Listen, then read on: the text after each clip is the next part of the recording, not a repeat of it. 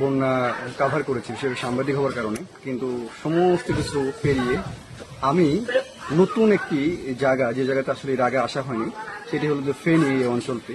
এই ফেনীর পাশাপাশি এটি নোয়াখালী। তো নোয়াখালী, লক্ষ্মীপুর, ফেনী অঞ্চলের আসলে অধিকাংশ মানুষই আসলে খুবই অর্থবান এবং তাদের সহায় সম্পত্তি অনেক রয়েছে। তাদের বেশিরভাগ মানুষই দেশের বাইরে থাকেন। ইন্টারেস্টিং ব্যাপার হলো যে আমি সারা বাংলাদেশে যে জিনিসটা দেখিনি সেটা এখানে এসে দেখেছি। সেটি হলো যে যখন আমরা ত্রাণ নিয়ে এসেছি এবং তারা তো আসলে অসহায় হয়ে পড়েছেন পরিস্থিতির কারণে, কিন্তু যখন জিজ্ঞাসা করছি যে ত্রাণ দিয়ে গেছে, হ্যাঁ দিয়ে গেছে, কি দিয়েছে, অমুক দিয়েছে, আমি বললাম যে লাগবে, আর তো ওনারা বলছেন যে না আমার লাগবে না, পানি আছে, আমাদেরকে জিজ্ঞাসা করেন, আমরা তখন পানি দিই স্পষ্টত। কিন্তু এইরকম বিষয়টি যে হাজারো মিথ্যা কথা বলছেন, 10টা ত্রাণ পাওয়ার পরে বলছে যে আমি কিচ্ছু পাইনি, এই ব্যাপারটি কিন্তু সারা বাংলাদেশে বিদ্যমান।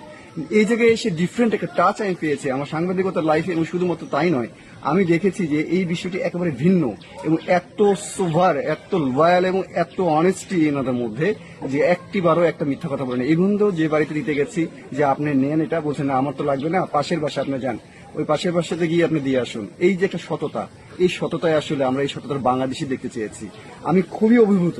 আমি এই অঞ্চলে খুব একটা আসিনি, কিন্তু এই অঞ্চলে আমি এসে যা শিখে গেলাম তা আমার কাছে মনে হয়েছে এটা গর্ব করে অন্য এলাকায় গিয়ে বলার মতো একটি অবস্থা রয়েছে। যাই হোক, সবাই ভালো থাকুক, পরিস্থিতির শিকারী মানুষগুলো খুব দ্রুতই সেরে উঠুক, খুব সহজেই ভালো হয়ে উঠুক, আমি এটা প্রত্যাশা করি এখন পর্যন্ত। বাই।